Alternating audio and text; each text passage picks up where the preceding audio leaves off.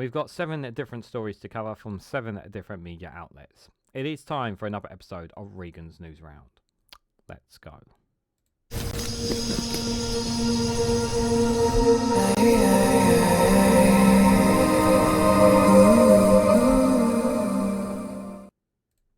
Good morning, good afternoon, good evening, wherever you are in the world. This is Reganelite here with another episode of Regan's Newsround, where I cover 7 different stories from 7 different media outlets.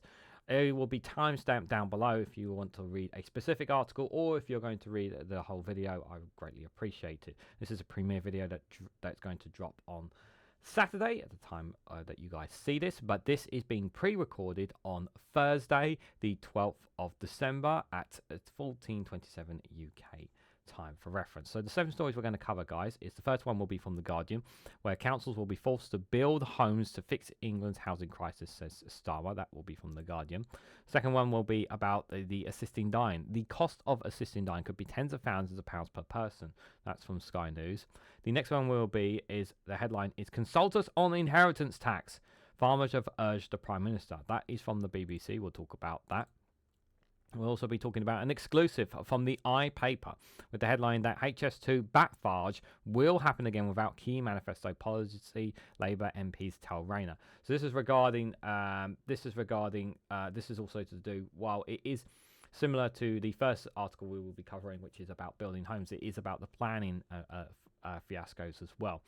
For those who don't know, £100 million was spent on a bat cage, on a bat sanctuary around HS2. I know, ridiculous. Then we'll have a funny video and that. The next one we'll be covering is from The Independent. Of more than 150 apartment block residents face eviction after a no-fault notice served weeks before Christmas. That's an exclusive from them, The Independent. The next one we will have is from the Financial Times with the headline of more than 10,000 UK civil servant jobs are to be cut. That's not very good at all. And then finally we'll wrap up with a piece from Byline Times, an argument piece from Byline Times, headlined that Alastair Campbell showed how Keir Starmer can defeat Nigel Farage. And then we'll have one more funny video at the end to see us out. So let's get started, guys. And hopefully I won't press the stop record button like I did in my last recording. I went 35 minutes in and I've had to do this all again. So let's hope we don't have that again. So the headline from The Guardian here is that councils will be forced to build homes to fix England's housing crisis, says Starmer. So binding targets will compel authorities to build 370,000 homes within a year, and to say how many per area. Now, I absolutely agree that councils need to... I don't think there should be too much issue with councils. I do think obviously needs to be more cooperation, but as we'll cover later on, obviously it's about the planning and some of the barriers that will get in their way.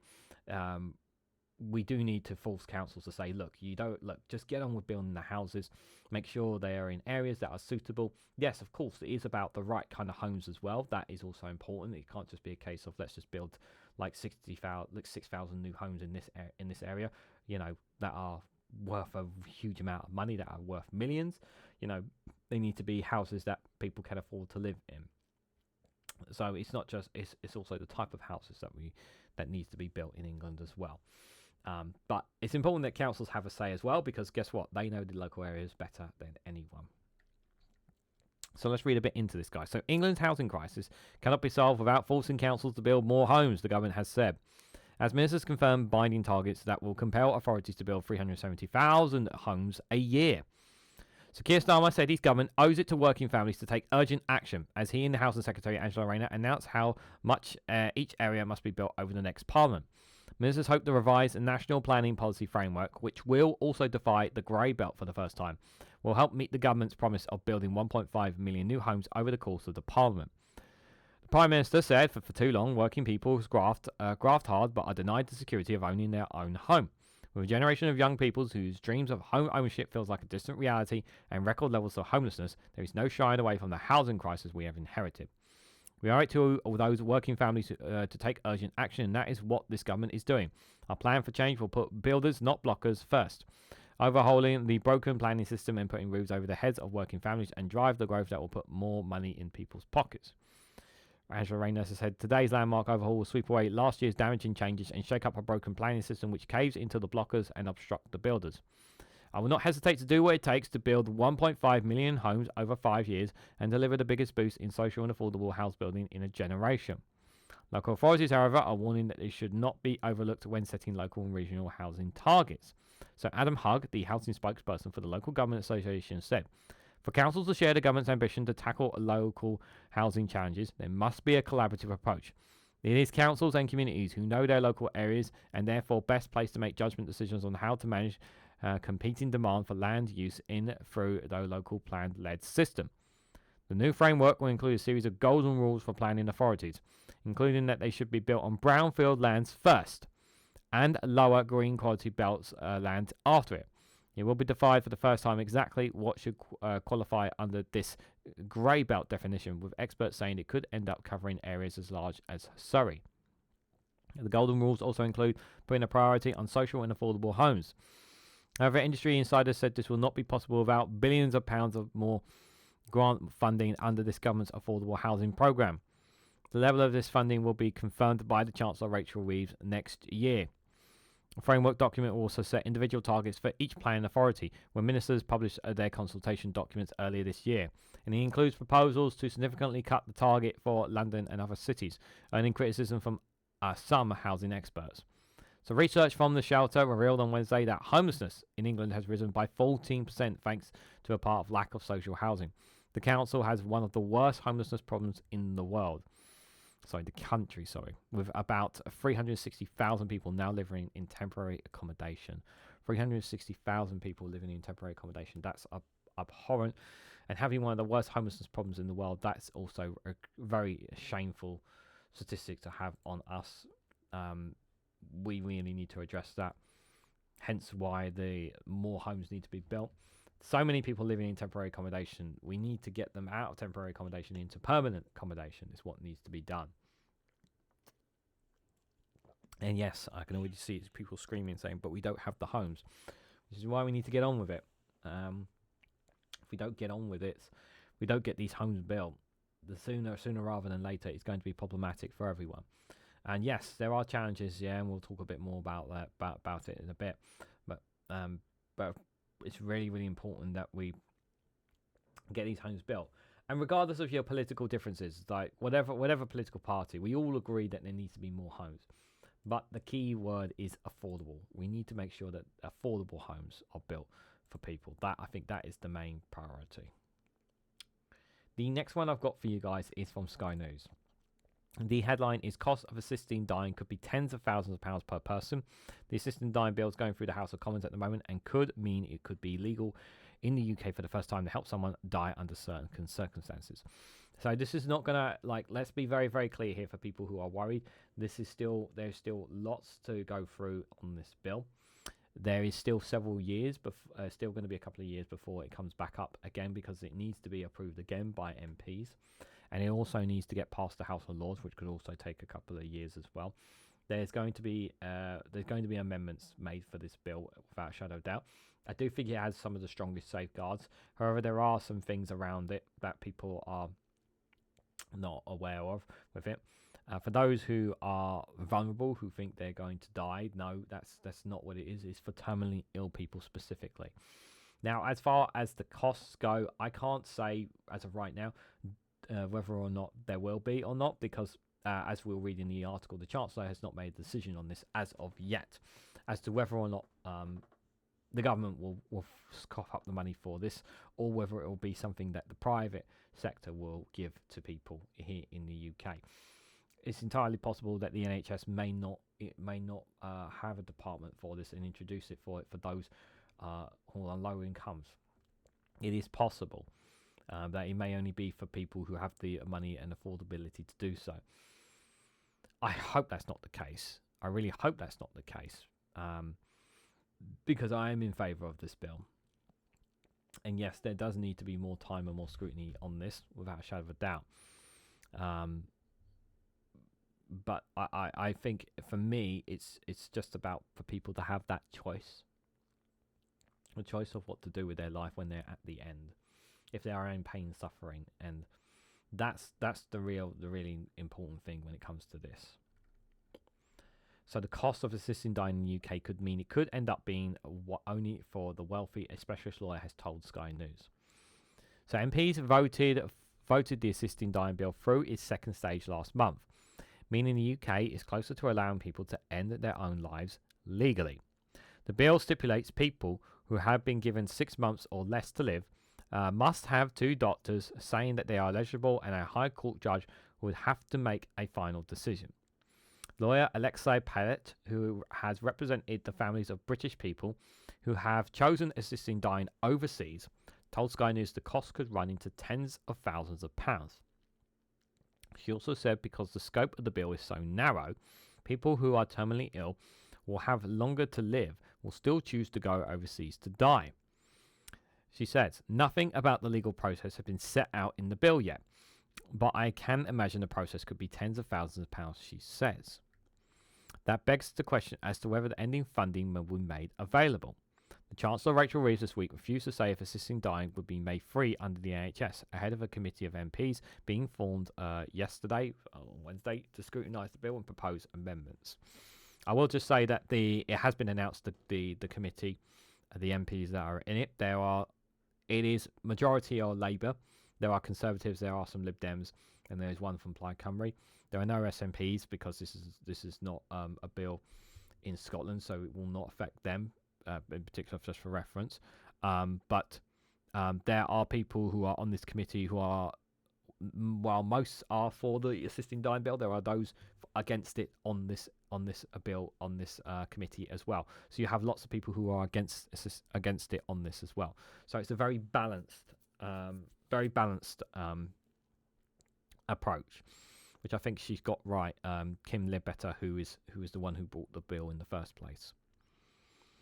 So Miss Pallet, a partner in the dispute wills and estate team at Michael Moore's LLP, has successfully fought for the families of British people who have gone to places like Dignitas in Switzerland. As assisting dying is currently a criminal offence, British people who help someone to die in an overseas clinic are deemed to have committed a crime, which means they are not allowed to benefit from the proceeds from wills or shared assets. Yeah, so if you are found to have done that, yeah, you get nothing from that person. Helping could entail filling out a Dignitas form or organising transport. Mrs. Pallet has worked on, among many others, 2 cases that have become case law, which has allowed judges to dismiss other cases, and people have gone through a criminal investigation before. She said the cost of lawyers to get a High Court judge to approve the application would be considerable. Then there would be the legal cost of family members that might need for helping the person to die. Because the Suicide Act may still apply to anybody encouraging or assisting suicide would be criminally liable. Yeah. They then would need to pay for lawyers to fight for their right to claim inheritance. Yeah. So this is one thing that did not cross my mind at all, and that is the legal points, And this lawyer has brought up very good points here.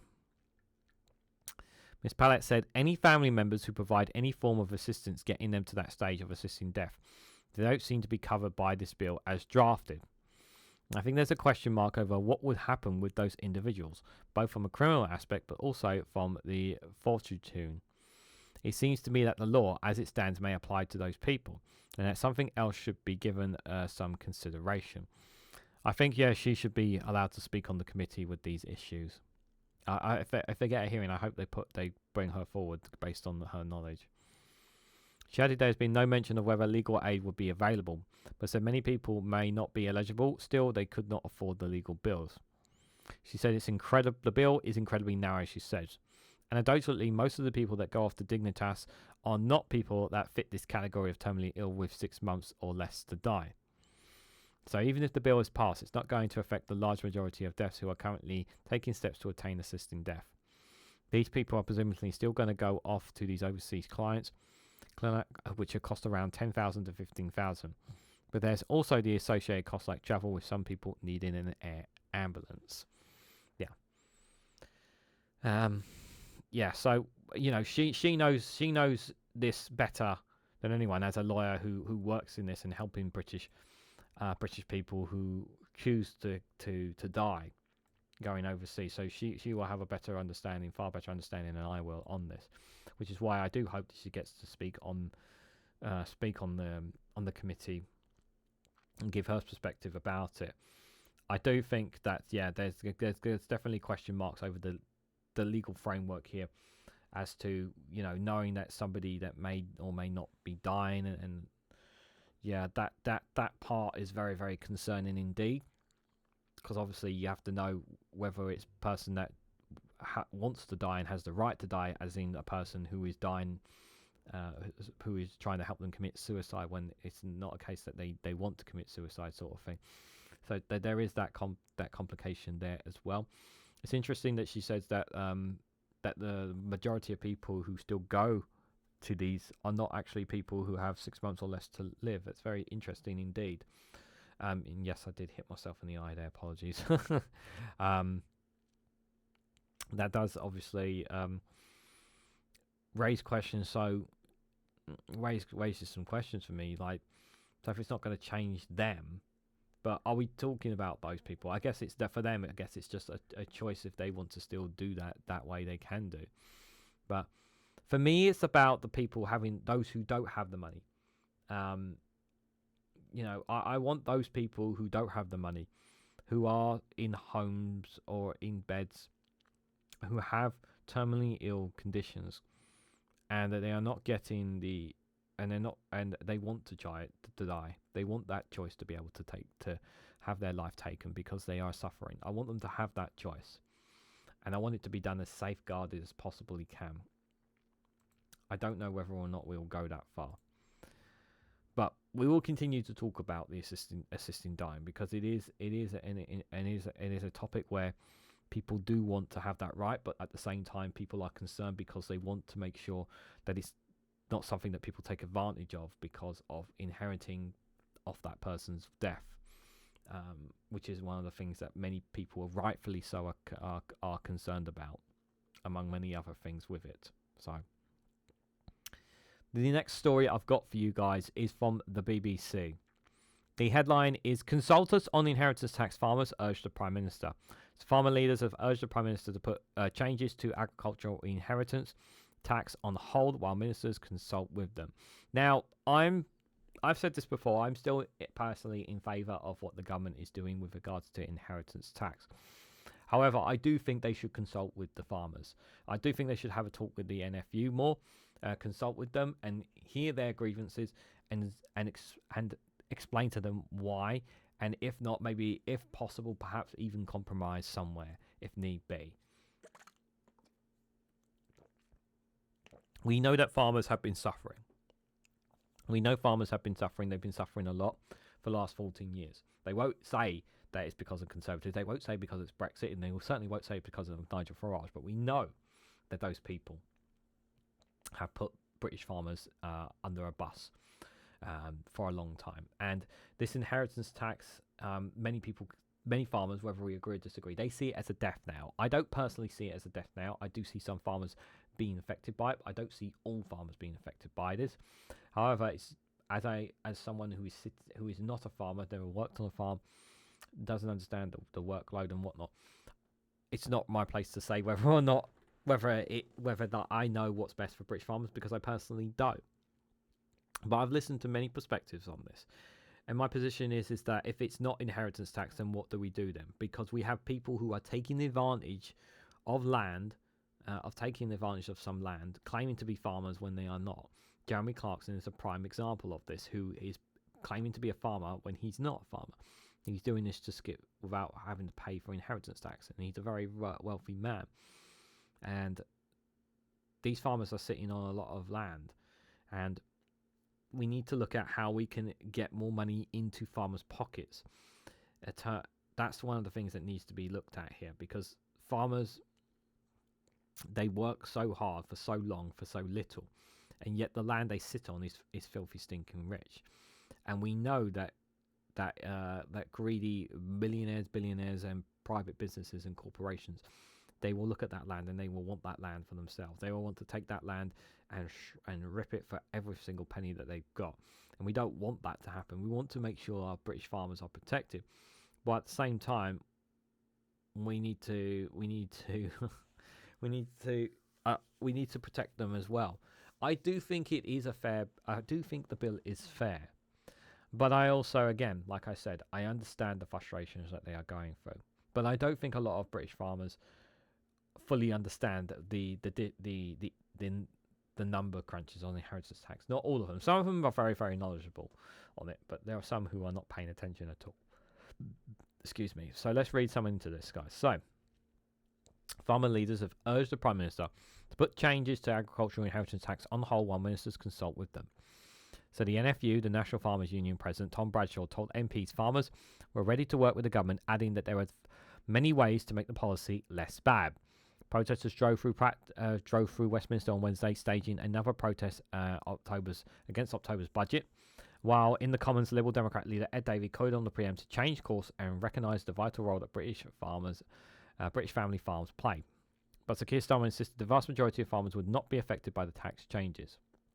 As a result of the budget, from April 2026, inherited agricultural assets worth more than $1 million, which were previously exempt, will be liable to inheritance tax (IHT) at 20%, half the normal rate. Other allowances could allow a couple to pass onto a farm worth up to £3 million. But many farmers argue that while they may be asset rich in terms of their land and livestock, they are cash poor, and their changes will force them to sell up to pay the tax. Farmers' leaders appeared for 4 MPs on a Commons Environment, Rural, Food and Rural Affairs Committee on Wednesday. Mr Bradshaw called for the tax changes to focus on personal wealth, not business wealth. He said that would lead to very different proposals than the ones that's on the table. Our position is, let's work with you on getting into an outcome that works for all rather than blunt instruments that we have today, he told MPs. He was moved to tears when he spoke about farmers taking their lives. No policy should ever be published that has an unintended side effect. It's not money, this is a lifetime of work. It's the heritage and the custodianship of their farm. Victoria Ivan, president of the country's Land and Business Association, said, let's stop and think. Let's not crash forward hoping against hope that will turn this all right or it will turn out differently. Robert Martin, national chairman of the Tenants Farm Association, said the plan to close the tap loophole involving wealthy people avoiding inheritance tax by buying up farmland would not work because capital gains tax rollover relief for agricultural business has been left in place. The tax expert, Dr. Ange Avadi, director of think tanks CN Tax, told the committee that budget measures would probably only slightly slow land price inflation because the 20% IHT rate was still very much more attractive than the sorts of assets. What you'll still have in this world is people who want to buy up agricultural land, competing with genuine farmers who are trying to expand their farm, who are really wanting to work on their land, he said. And Stuart Moggs, head of tax and partner at law firm Howard Pressfield, told MPs that agricultural estate earning the rate of return of only about 0.5% to 1%. It simply means that this is going to be unaffordable, and so farms are going to have to sell land or sell up, and it's going to happen a lot. He added it would be unfortunate who were most caught out by the changes, such as farmers who died early or were too old to have enough time to plan. During PMQs, Sir Ed called for a rethink of the policy, saying family farms have been badly let down by the previous Conservative government. Now feel the recent budget would be the final blow. Sir Keir have replied that the government had put a record £5 billion into farming over the next 2 years. On IFT, he added, in a typical family case, the threshold is £3 million, and therefore the vast majority of farmers will be unaffected, despite the fear-mongering of the party opposite, the Conservatives. The Prime Minister's spokesperson later said there would not be a rethink on the inheritance tax, adding, we understand the strength of feeling about the changes, but we are clear this will only affect a small number of estates. Meanwhile, the Environment Department highlighted £343 million in payments for nature-friendly farming activities last week, benefiting more than 31,000 farmers. It also added new details for its environmental land management schemes, which pay farmers for public goods ranging from healthy soil, rivers and hedgerows to habitat creations and large-scale national restoration work. Separately, a government report has warned that long-term decline in the rural environment and worsening climate change poses serious risks to UK food security. In the latest yearly report on food security, it is found that the UK was 75% self-sufficient in the food that can be grown in this country last year, produced an equivalent of 62% of food consumed. But while figures were broadly unchanged from the past 20 years, The report said declines in the natural capital resources such as clean water, healthy soil, and wildlife such as pollinators were a pressing problem for UK food production. Extreme weather continues to have a significant effect on domestic production, particularly arable crops, fruit and vegetables, it added. That's concerning indeed on terms of food security there. But in terms of the farmers there are some valid points that have been brought up there here and there from Robert Martin of the Tenants Farmer Association, the tax expert Donald Arvey, Victoria Vang from the Country Land and Business Association. There are some understandable points there without a shadow of a doubt. And when I hear, and this is the second time now that I've heard about farmers taking their own lives, it's extremely horrific to hear that. I really mean this. My heart goes out to farmers who feel that they need to do that. I really do urge them to stop and think before doing that. Like really stop and think before jumping to conclusions. Like I really don't see this as the death of farming. I really don't. I know some people do, and some farmers feel that they are. I don't see it like that at all. I do care about British farmers. I do care about our food industry. I do care about it. But from what I've read and what I heard, I just think people are going way too far over this. And I just feel like a part of me feels that where were these farmers? And I said this when I talked about this when they were protesting. Where were you guys when you were getting cut off by the Conservatives? Where were you guys when you were ripped off by Brexit? Where were you guys when the likes of Nigel Farage came to your farmlands and said that we'll be better off outside the EU? Where were you guys when Kemi Bakanock was signing trade deals for New Zealand and Australia, ripping you guys off? You made one tiny little protest outside Parliament under the Conservatives, and yet you've turned up now on the inheritance tax of all things. My point is that you guys sat there, and only now that you're kicking up a fuss. Like you weren't kicking up a fuss with the last political party, and I don't like kicking them while they're down, but I'm sorry, but you guys should have said something when things were bad for you guys instead of just kicking and screaming. You should have gone out, and if you guys had protested on the level that you've done, Wednesday, when it came to other things, you would not be in this hole that you are in. You really would not. So this next one, guys, is an exclusive from iNews. So high-speed rail 2's backfarge will happen again without key manifesto policies, Labour MPs tell Ange and Rayner. So the MPs warn that the current planning system, slow building, doesn't maximise the protection of nature either. So this is with regard, obviously we talked a bit about how homes as well. So this just underlines some of the key infrastructure. So when it comes to obviously building houses, because this is what it would be relating to. One of the problems is that the homes don't actually get built, or nature doesn't guarantee protection either. And why is this happening? Well, it's because of the system that we have in place, the current planning system, which is why it needs to change fundamentally. And it is an absolute joke. And you're going to hear from these from Labour MPs here why it's so fundamentally broken. So Labour MPs have urged the government to go further with its planning reforms to prevent a repeat of incidents like the controversial £100 million bat shed on the HS2 rail line. Yeah, taxpayer money, £100 million spent on a bat shed. Yeah, I know. Chris Curtis, who co-chairs the Labour Growth Group LGG, and Polly Bridgerton, a member of the Labour Climate and Environment Forum, claimed that while Housing Secretary Angela Rayner's planning reforms were welcome, they would not solve the bats versus flats dilemma on their own. The iPaper understands the LGG has been meeting with the UK's top planning lawyers to discuss solutions to stop biodiversity claims from blocking housing and infrastructure developments, and it is now said to be actively considering the next steps. A source close to the group said it's becoming clear to us that the existing system is totally broken. It's not stopping building and not preserving nature either. We're not going to stand by and watch it sink our commitments to voters. Their intervention comes as Angela Rayner is expected to confirm sweeping changes to the National Planning Policy and Framework, the NPPF, a strategy that sets out national priorities for buildings this week. Excuse me. Speaking to Sky News on Sunday, she said that this new approach would ensure that concerns over protecting nature will not prevent much needed houses from being built. We can't have a situation where Nuits are more protected than people who desperately need housing, she said. What we need is a process that says protect nature and wildlife, but not at the expense of us building the houses. However, writing for the IA paper, Curtis and Billington have argued that the government needs to go further and introduce the long-awaited land use framework.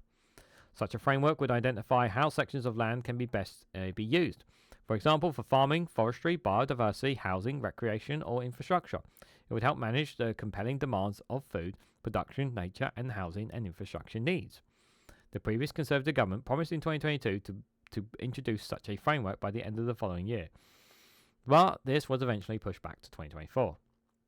Two MPs said that this fell by the wayside as the Tories descend even further into chaos and differing, adding that a Labour government committed to growing our economy must now once again make this a priority. All major political parties, including Labour, pledged to introduce the land use framework during the general election campaign, but the government has not yet confirmed when it will be delivered. I'm not going to cover the planning reform there, but if you want to have a read of it, the link for it will be in the description, guys. So Curtis, the MP for Milton Keynes North, and Billington, MP for East Fannock, said that their constituency frequently see the claim of protecting nature use in order to delay or halt development. Yet the outcome has always been to see the worst of both worlds. Nature is not protected, but very few new things are built either. It's no wonder nothing gets done as almost everyone involved is less frustrated and angry, they continue. Under the planning system, they suggest new developments are forced to put in place ineffective mitigations that slow building but don't maximise the protection of nature either. One infamous example is the £100 million spent on a shed along the route of HS2 to protect bats in an ancient woodlands in Buckinghamshire, in which the Labour MP has called a ridiculous situation. I don't understand. I still can't understand how £100 million was spent on this. I really don't know how £100 million was spent on this. Councils also required to reassess proposed developments that are built within 500 metres of a pond and take into account any Great Crescent Nuits that may live there. I was pointing to reports that staff at Higgledy Point C nuclear power plant have been told to put speakers into Sheridan Irski to scare away fish from the plant's water inlets, which some have dubbed fish a disco. Yeah, you don't want wildlife near a nuclear power plant. Curtis and Billington argue that the current planning system requires developers to implement ineffective mitigations that delay the building of homes and infrastructure, but don't maximise the protection of nature either. What we need is a new strategic approach where we focus on improving and restoring the quality and nature of our world, where we know nature should thrive, they continue. The Labour MP added that any new approach to land planning should include an acknowledgement that there will always be some compromises, including changed landscape and bigger towns and alternative coastlines. We've been changing, adapting and twerking this incredible land for a millennia, restoring nature whilst being clear the most valuable ecosystem habitats are still protecting them, and we'll speed up the installation of vital infrastructure, ensure that we can build the homes we need, and protect our agriculture industry too, they said. And this here, I'm not going to read it here, but if you want to have a read, you can do. This is to end the baton on fishing. We need a land use framework that works. This is their piece by both those MPs from different, from Chris Curtis is the Labour MP for Milton Keynes North and co-chairs the Labour Growth Group, and Polly Binghamton is the Labour MP for East Fannock and a member of the Labour Climate and Environmental Forum. There, so this is their argument piece there. If you want to have a read for that, like I said, a link for it is in the description. But they are absolutely right that there needs to be it needs to be simplified, and I do agree with this framework that they're proposing. I do hope it does get put into consideration. Although I'm not holding my breath on it either. Labour have been quite fussy when it comes to certain things. And I really hope that they do, in the end, do put that in. But we will have to wait and see whether they will do so. I just want I want the homes to be built. I want nature to be protected as well. I just don't want to spend in £100 million on a bat shed, for example. Like, that kind of thing just drives me bonkers. But there are many reasons why when people say, why does it cost so much? Why do you think it costs so much, Regan, to build that? Well, I think maybe it's the materials that they got from Europe. Maybe because of Brexit now, materials cost more. Maybe it's because of the workers they get to do it. Costs more. I don't know. That's my presumption, maybe. But yeah, I don't see how 100 million comes into that, if I'm honest, you guys. So guys, we're about halfway through Regan's news round. So what I normally do about halfway through at this point, guys, is we take a little break. To break as I say, just to catch my breath a little bit. And we've got a couple more stories still to cover here on this video. But before that, guys, I've got a little funny video for you guys to break things up.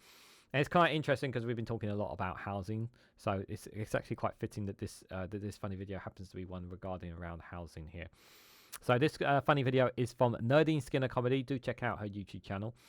And whenever she goes on tour, with the headline that Ange Rayner on Laura Kuenssberg. It's an Angela Rayner parody. So I hope you guys enjoy. Hello and welcome. Today we're going to be talking to Deputy Prime Minister Angela Rayner. Angela, welcome. Let's start with talking about something that all of us viewers at home, I'm sure, would really like to know the answer to. Why are you, in fact, so shit? Oh, right, we're going straight there, are we, Laura? Yeah, I'm not rising to this. So let's talk about the housing situation. Now, for the last week or so, you and Keir have been busy saying that people are naysayers or blockers if they don't want to go with the policy to build houses in certain areas. Now, may I remind you of your picture in 2017? This is you. You don't look very good, if I'm honest with you. But this is a bunch of people from your constituency who don't want houses to be built in that area. Does that mean that you are in fact a naysayer or a blocker? Look, what I want to do is I want to streamline the whole process and make sure that people can get onto the property ladder and then work with them on a collaborative basis so that they can decide what's right for them and where the new property should be built according to what suits them. Sorry, you are using a lot of technical jargon there, Angela. Oh, did I? Sorry about that. Look, what I was trying to say was I want to find the right places to build the houses. Still a lot of jargon. Look, I just want to build... Sorry, viewers just aren't going to understand what you're saying. You and me both know I don't talk perfect, alright? So don't you dare start with me. So let's move on. Let's talk about immigration and what that means for people's jobs, like builders and so on. Right, well, what we're going to do is... Sorry, still don't understand you. So we've got one more question from Clive from Coventry. He wants to know, Angela, why are you so shit? Right, that is it. You and me, Laura, we're going outside right now. Are you ready for it? I don't think so. My gloves have come off, babe. So join me next week when I'll be talking to the gorgeous Boris Johnson about his fantastic new book and just about how hard it was for him in number 10. See you next time. No, Angela, don't throw that at me. Come get it, Laura.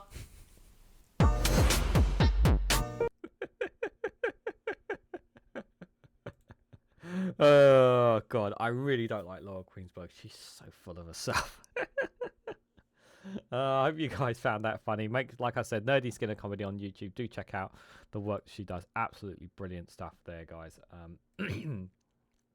hope you guys got a laugh out of that because, yeah, it's much needed. That is for sure, guys. So just before I go to the next article, guys, if you haven't already, please hit the like button. It would be greatly appreciated. Share this across social media so others are notified of this video. If you haven't subscribed already, please consider subscribing because it really does help support the channel. If you want to go one step further and financially support me in the work that I do here, you can do so by becoming a YouTube member for as little as 99p. Or you can buy me a coffee or join me on Patreon, as well as other ways of financial supporting me as well. And thank you all so much for listening, for all those little plugs. If you've done any of those things, thank you. I greatly appreciated. Just wanted to get those in the way for you guys. The next one I got for you guys is from The Independent. So the headline is more than 150 apartment block residents are facing eviction after no fault notice served weeks before Christmas.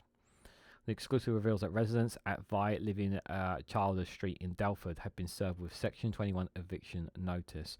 This is absolutely disgusting.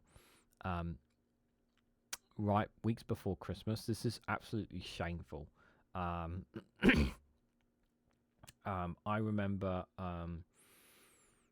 I remember actually getting me and my partner we got served 3 months' notice in November in one of our rented accommodations. So, but we had till February to get out. So we had 3 months, which was in the end we were able to move with time, thank God. So luckily it was all right in the end. But to have it served so close to Christmas is really brutal, and my heart goes out to these people, because it shows once again just how vile, excuse me, and I have to use the word vile, landlords really are. They are so vile, and they get paid to sit on their backsides while bringing in the money. A lot of them just pay other people to run the estate companies for them. Some do run them on their own, and some just sit there and allow the properties for them to rot in as well, while they just milk these renters for all their money. There are some good landlords. There are some good landlords out there, but the majority are bad. And unfortunately, not enough is done to deal with these vile, evil landlords. So more than 150 residents at a London development are facing eviction after they were served with notices just weeks before Christmas. Some of the tenants living in Vile Living, Shelter Street in Delford, have been served with Section 21 notices known as no-fault evictions, under which tenants can be removed from renting housing with a fixed-term tenancy ends or during a rolling tenancy. Others will have been told to expect a notice in due course. And once served, residents will only have a few months to find somewhere else to live. A letter sent to residents seen by the Independent informed them that due to upcoming refurbishments in the buildings, all apartments must be vacated. As part of this process, you will be issued a formal notice of possession, which will specify the date you will need to vacate your apartment, the letter added. No residents have reported serious building defects, which was completed in 2017, and no planning applications to make substantial changes to the building have been submitted to Lewisham Council, a local councillor has said. Some tenants were moving into the building just 3 weeks ago. Once told the Independent that she had signed a tenancy agreement, paid her deposit, and was sent an eviction notice 2 hours later. She was due to move into the building on Saturday. The building contains 83 apartments with 2-bedroom flat costing around £2,000 a month. Vite Living website boasts all apartments have access to co-worker space, cinema, cafe, and roof terrace. This is This is here. This is absolutely disgusting. This is outrageous here. You literally took this person's deposit. They've literally just agreed and signed everything, and then now you're kicking them out. That's infuriating. Mahmoud Ahmed, 32, who lives and works in learning and development, moved into the building 6 months ago. Received a recent eviction notice as turning my life upside down, leaving me overwhelmed and distressed, she said. Miss Ahmed said she is dealing with significant health issues, including the loss of her dominant right hand, which she may require surgery in the coming months. Instead of focusing on my health and recovery, I find myself scrambling to pack my belongings one-handed and searching for a new place to live. The thought of delaying essential medical treatment because I need to prioritise relocating is devastating. A joint letter to property developer Ange Group, sent by local MP, ward councillors and the chair of the Lewisham Housing Committee, they are dismayed that the Ange Group have chosen to abruptly issue these notices weeks before Christmas. The private rental market in the north of Lewisham is overburdened, unaffordable and difficult to navigate at the best of times, the letter says. Now, in the usual quiet period, you risk flooding the market with newly evicted tenants. We are extremely concerned at the possibility that there be too few homes for the people you plan to make homeless. Nicole Kai, 26, is a greengrocer, small business owner and student. She moved into the building 2 years ago with her son, who attends the local preschool. She said she found she was able to find a sense of community in the area. This is the time of year where she's putting forward admissions for his primary school and preparing a memorable holiday season. But with the thought of facing homelessness with a child, I struggle with the level of anxiety I've never felt before. This Section 21 notice has come as a great shock to our household. Any impact of it not only will render me vulnerable, but would deprive my 3-year-old of a simple and secure life that I've worked so hard to provide us. Campaigners have warned landlords are rushing to force out tenants as Labour's ban of no-fault evictions looms. So Keir, Starmer and Ange have promised to outlaw Section 21 evictions, with the ban expected to be implemented by next summer. Ministry of Justice figures show that between July and September, 8,425 households in England were served with Section 21 notices, an 8-year high. Housing charities are calling for the passage of the Renters' Right Bill to be sped up, with almost 110,000 households now having been evicted under Section 21 since Theresa May promised to ban it in April 2019. Vicky Foxcroft, MP for Lewisham North, told The Independent, "I was dismayed to learn that residents of a Vivid Living block in Childers Street had been served with Section 21 eviction notice just weeks before Christmas. Even worse, they've not been given a clear reason for their evictions by the landlord. Thanks to the new Labour government, this so-called no-fault evictions like this will soon be a thing of the past. But our immediate priority must be to get some answers for Childers Street residents. I have therefore joined local councillors in calling for an urgent meeting with the landlord." A spokesperson for the ACT Group said ACT Group has issued a Section 21 notice to tenants at the live-in development in Delford to facilitate the refurbishment of this building.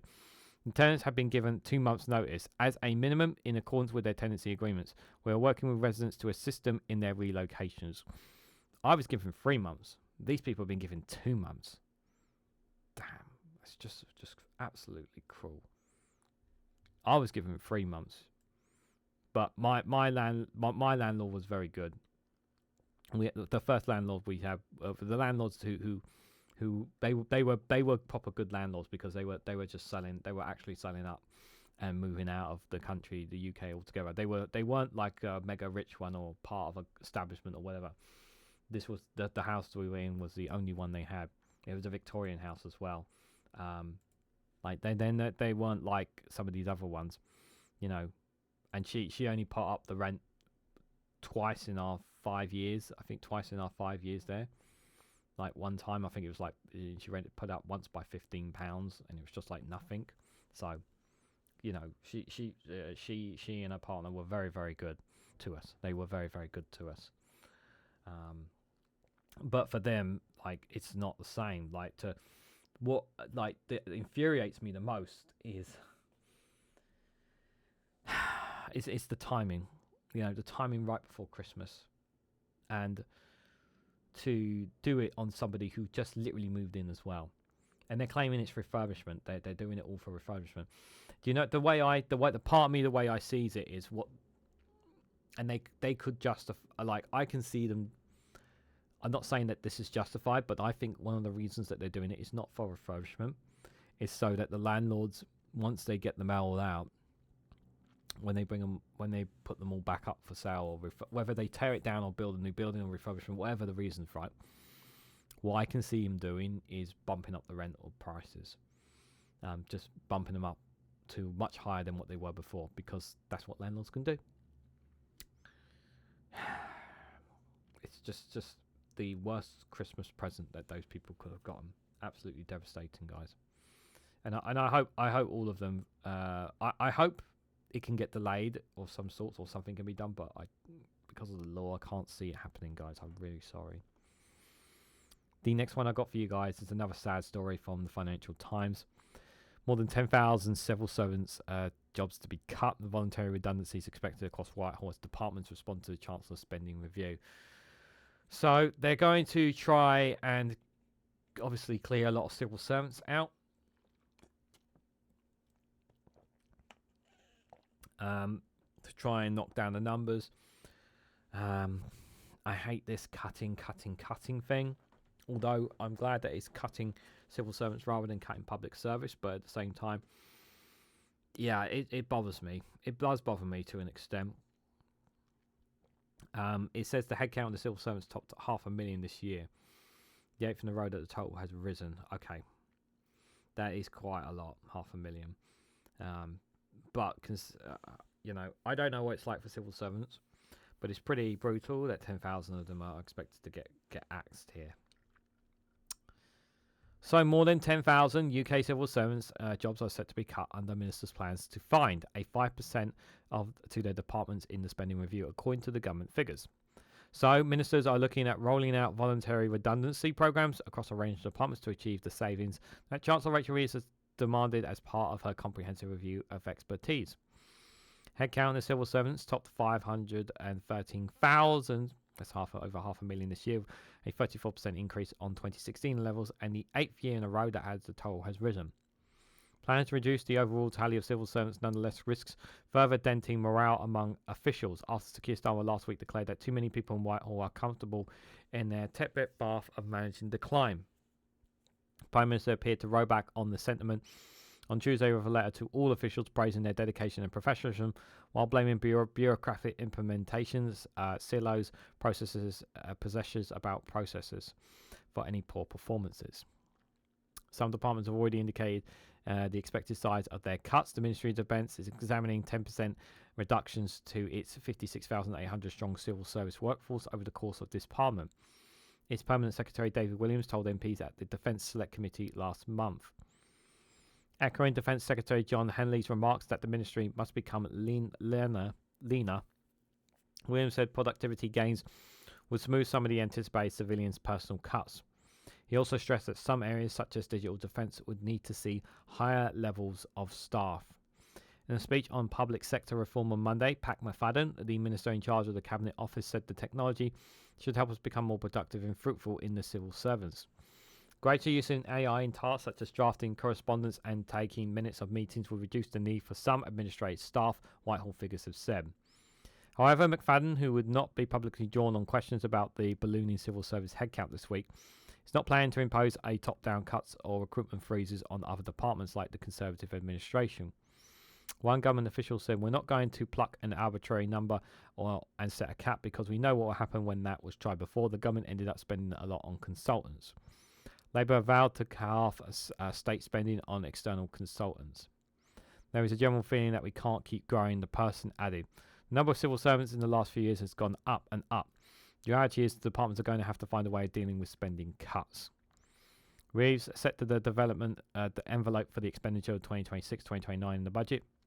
In October, the spending review, which launched on Tuesday and is set to coincide next year, will see ministers haggle every line of their departmental budgets. Whitehall figures said there is no talk of compulsory redundancies at present. Additionally, small but strategic changes in the machinery of government is also expected in the coming months. The Cabinet Office has already transferred the government digital service and other data units in the Department of Science and Technology. Last week's Kat Little, Permanent Secretary at the Cabinet Office, set out her intentions to get back to what the core parts of a department should be. She told MPs on the Public Administration Committee, "We have ended up being the place where if no one else puts their hands up, and if you want something done in the centre, it comes to us." 500,000? That's a lot of civil servants. Yeah, they've not put a cap on this like the Conservatives. It will be interesting over time to see how efficient they are. I do think, though, that civil servants have been hung out to dry a lot by the Conservatives, especially over the last several years. I just hope that if they are treated respectfully and allowed to do their jobs, I do think they'll become more productive as well. I hope they don't have an issue with people working from home as well. It's another thing I think plays into this as well. Because some civil servants do work from home. And if they are still productive and efficient in their job, they should be allowed to continue doing what they're doing. Are there some civil servants that may not be needed? Possibly. I don't know the ins and outs of how civil servants and the structures that they work. But considering it's gone up and up and up over the last 8 years, it does seem like a lot of staff. It does come across like that to me. So part of me is like, well, I'd never like seeing people losing their jobs. It does. I hate when people lose their jobs. It never seems right to me. But at the same time, I also understand that they can't keep recruiting as well. And this idea of technology and AI to do more things makes logical sense as well. Because it does save money on the taxpayers and on the departments, which is something that everyone will need to go down to. You will need this down in local governments as well, councils. The use of more technology and AI is coming more and more to fruition. It's just a matter of time, really, guys. So the last piece here I've got for you on Regan's Newsround is an argument piece from Byline Times. So Alastair Campbell has showed how Sir Keir Starmer can defeat Nigel Farage. Here is a 10-point plan for exposing the Reform leader and his followers. For those who didn't watch Question Time last week, Alastair Campbell absolutely battered Nigel Farage whenever they went gun-ho at each other. And of course, Nigel Farage just never keeping his word, always lying. He's always a charlatan. And I'm glad that Alastair was on that panel to counter the crap that came out of Nigel Farage's mouth. We need people to stand up against him. And I hope Keir Starmer continues to stand up against him, because because Reform UK are nothing without Nigel Farage. They're nothing without that man. Everybody else is like Richard Tice has a bit of a figure of him, but the rest, but Nigel Farage, without him, that party is nothing. The Conservatives at the moment, while they are fading and people are switching to them, their position just on immigration, that is the only thing they stand for. And if that ever falls, then what's his next political game? So let's read into this argument piece from them, guys. So Nigel Farage remains a defining figure in British politics, with the transformation from a fringe European MEP to a mainstream leader of the populist Reform UK party. Recently recognised as the best newcomer in British politics by The Spectator, Farage has aligned himself with populist figures like Donald Trump and Viktor Orbán, tapping into public discontent with a simple, emotionally charged message that resonates with many. Despite his political setback, Farage continues to shape the national conversation, often leaving his opponents scrambling to respond. The political establishment still struggles to handle Farage. For those on the centre-left, must move beyond dismissing him as a fringe figure, or with desperate attempts to silence him, as David Cameron did in 2016 with the Brexit referendum. Farage's appetite lies in real frustration, economic insecurity, cultural unease, and political alienation. Addressing these grievances with clear, emphatic tactics and offering better alternatives is key to countering his influence. Alastair Campbell's performance on Question Time last week offers a roadmap of handling Farage. By challenging his rhetoric directly, using facts combined with compelling storylines, and framing issues in terms of shared values, Campbell demonstrates how effectively to take on populists. And here are 10 other ways others can follow suit. So understand grievances and issues. Farage's populism thrives on real concerns: stagnating wages, shrinking public services, and cultural shifts. These issues resonate because people feel ignored by traditional politics, not because they are inherently bigoted. To counter this, politicians must validate those concerns and challenging Farage's scapegoat tactics. Acknowledge economic struggles and government failures, but redirect blame to sympathetic issues like inequality, corporate greed, and inadequate investment, not vulnerable groups or immigration. Immigration challenges must be acknowledged, but politics should balance control with compassion. Yeah, we need people to understand. People are more angry than compassionate about immigration, and people need to be shown. Those people have never met immigrants. They've never met these people who are struggling. These people have many ordinary people who have problem with immigration. They've never met the struggles or the livelihoods that they are going through, and it's about trying to win over these argument cases. Labour, for example, could show samples of immigration being handled fairly while also highlighting the economic benefits immigrants bring to the UK, such as their contribution to the national healthcare service and local economies. Politicians can say, yes, we messed up, but we are listening and we will fix it. Engaging confidently with some cockiness. Farage is thin-skinned when directly confronted. He has often been flustered in interviews, like when James O'Brien questioned him in 2014, or more recently when journalists asked about Reform UK's Jem McMurdoch's violent past. Campbell's approach on Question Time engaged head-on, exposing contradictions and demanding evidence, shows how populist rhetoric collapses under scrutiny. When Farage touted Brexit as a sovereignty win, Campbell questioned his economic and social costs, forcing him to defend an indefensible position. Direct engagement forces populists to clarify their position or invade, which damages their credibility. Number 3, facts work well with emotions. Data and facts alone will not sway voters who are moved by Farage's emotive appeals. Counter-arguments must combat evidence with human stories. Instead of citing GDP figures, which most voters don't relate to, show how Brexit's 4% reduction in GDP affects everyday lives, rising living costs, lost opportunities for young people, and job cuts. Similarly, Farage's anti-immigration rhetoric can be countered with personal stories of immigrants, NHS workers saving lives, emphasising the economic and social value of migration. This balance intellectual rigour with emotional resonance, bridging the gap between facts and lived experiences. Just imagine that. Imagine, as a story about a heroic NHS worker who has saved the life of a child or a baby, and you find out that this was an immigrant that came over and did that. Imagine putting a story like that to people who have a problem with immigration. How would they feel about that? Populists like Farage excel at framing debates on their terms, such as the people versus the elite, or immigration as a threat to national identity. To counter this, the focus has shifted to the tangible benefits of Brexit, like foreign-born NHS staff filling the critical gaps or skills to immigrate entrepreneurs creating jobs. Instead of merely defending immigration, opponents should highlight how it enriches communities, bolsters the economy, and sustains public service. Framing these arguments as a patriotic value, fairness, resilience, and progress can neutralise Farage's divisive framing. Number 5. Expose the contradictions and failures. Farage relies on a broad, appealing promise that often crumbles under scrutiny. His claims of economic prosperity, reducing immigration, and greater control post-Brexit have led to economic contraction, labour shortages, and diminishing global standing. Labour and other parties must consistently link these failures to voters' daily struggles. Real life stories and examples should illustrate how popular promises have fallen short. Making it clear that Farage's rhetoric has tangible negative effects, but again, it has to be done in a bold way. Farage's success party comes from presenting himself as a reliable anti-establishment figure, despite his privileged background, including an education in Dulwich College and a career in the City of London. His rhetoric masks his elite ties. He's mainstream politician and appears detached or often scripted. To counter this, politicians must be authentic, speak plainly, acknowledging frustrations and communications with conviction. Campbell's performance on Question Time struck a balance between authority and reliability.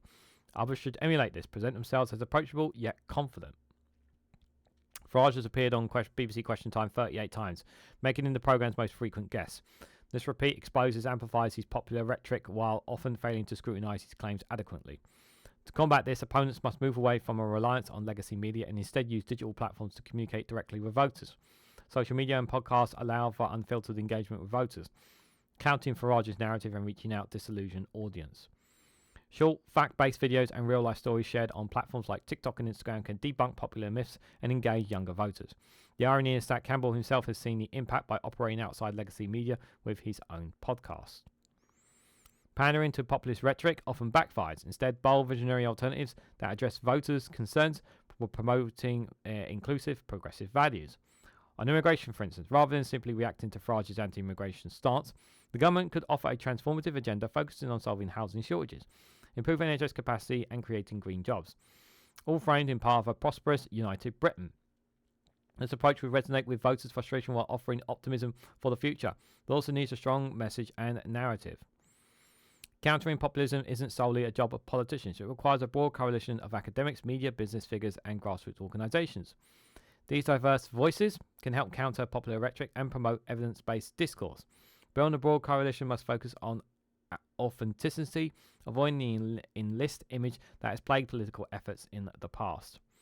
Engaging local leaders and grassroots organisations to ensure that coalition reflects real communities, not distant elites. This approach builds unity and pragmatism, effectively countering populist narratives without alienating voters. Farage's success is partly due to sustained efforts of his movement, building momentum over time. Opponents of populism must adopt a long-term strategy, prioritising consistently clear messaging and community engagement. Farage thrives on sensationalism, but it is the consistent, practical delivery of solutions that will ultimately defeat them. By committing to the long game, engaging directly with voters and offering tangible results, populist rhetoric can be countered efficiently. Throwing milkshakes, calling Farage a racist, or heckling him into play onto his victimhood narrative, these actions reinforce his image as an underdog fighting against an elite establishment, distracting from the real issues. Instead, the focus should be on engaging with voters' concerns, exposing the contradictions in Farage's rhetoric, and offering credible, inclusive alternatives that speak to their needs. By focusing on the substance rather than the theoretics, opponents can challenge Farage's narrative and counter populist influence effectively. In his acceptance speech at the Spectator's Parliamentarian of the Year Awards, Farage warned, if you think that I and 4 other people were for a shock, I'm very sorry. At the next election, there will be hundreds of newcomers under Reform UK's label. This indicates the growing challenge posed by populism. However, Farage's influence is not insurmountable. By understanding his appeal, engaging directly and offering inspiring alternatives, the narrative can be reclaimed. The path forward requires less defensiveness and more vision. Unity, empathy, and better execution can overcome Farage's diverse tactics. The question isn't whether populism can be defeated, it is whether we have the courage to rise to the challenge. That's a very good argument piece there by Huston Patel. Link for that article is in the description if you guys want to read it yourselves to use those counter arguments. And I think that's very, very good. Just thinking about some of those arguments that was put in there. You know, really, you know, don't try not to play into Farage's hands. It's something that we tend, you know, we always seem to follow the rhetoric of following whatever he's doing. Whether we like it or not, he is people that we talk about. We end up talking about him more than anything. You know, when he says something, people back up. Problem is, he's given so much media attention, and too many times the problem is that people do not challenge him. He is not challenged enough. Journalists, he protected. He protects himself in a very simple way. But there are times where he comes outside of that bubble. And when he's outside that bubble, that's when he's exposed. And this was an example last week on Question Time where he was exposed. If you're going to have him on a radio show, if you're going to have him on a podcast, if you're going to have him on your platform, you need to be able to challenge him. You need to and have a compassionate way of challenging him as well. And not just going after his rhetoric. And I think that's really, really important. I hope a lot of people take this argument piece on and use that to help them counter Nigel Farage. I really hope so.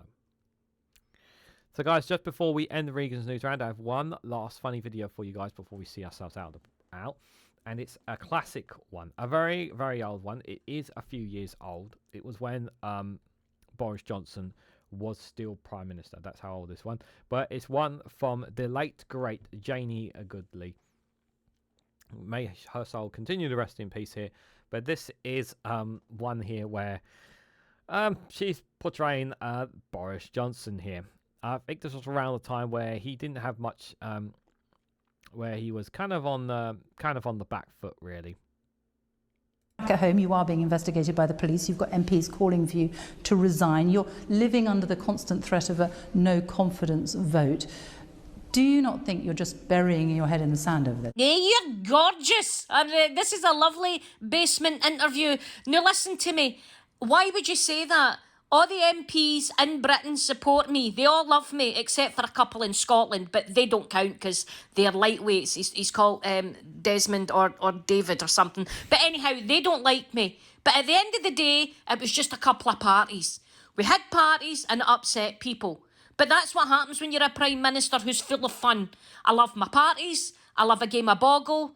I like a game of Operation. I'm good at Connect 4. Folk just think I'm brilliant. And I know that it upset a lot of people, but we've got to try and support the Ukraine. Now, the Ukraine is a country that deserves its own independence. It deserves to be strong and governed by itself. And I'm all for that, as long as it's no any of the nations in Britain. I'm all for independence for other countries. Now, you look like you like an advocate in Bacardi. Do we have any in here? Shut it, you dick. Oh dear. Boris Johnson, you vile, vile man. What a vile, vile man he was. Great one. Great classic one from Janie Goodley there. You can always check out her YouTube channel and see some of the classic videos that will look back on yourself if you're more than welcome to do so, guys. So, guys, what did you make of some of the stories we covered today? We covered quite a variety of stories from councils about building homes, about assisting dying, the inheritance tax on farmers, about the 150 apartment blocks facing eviction. Also talked about the civil servants' jobs being cut, and then the argument piece against Nigel Farage. What do you make of all these stories that we covered? Let me know your thoughts and more on all of these down in the comment section below. If you have watched all the way through this video, I want to say a massive thank you very much for doing so. If you've watched from the premiere video, thank you for watching this live. Thank you guys for all your comments. It's greatly appreciated. But before I head out, I just have one last thing to say. If you haven't already, please hit the like button, be greatly appreciated. Shares across social media so others are notified of this video. If you haven't subscribed already, please consider subscribing because it really does help support the channel. If you want to go one step further and financially support me and the work that I do here, you can do so by becoming a YouTube member for as little as 99p, or join me on Rumble or Patreon for exclusive content on those platforms. So thank you all so much for watching, and I hope to catch you all very, very soon.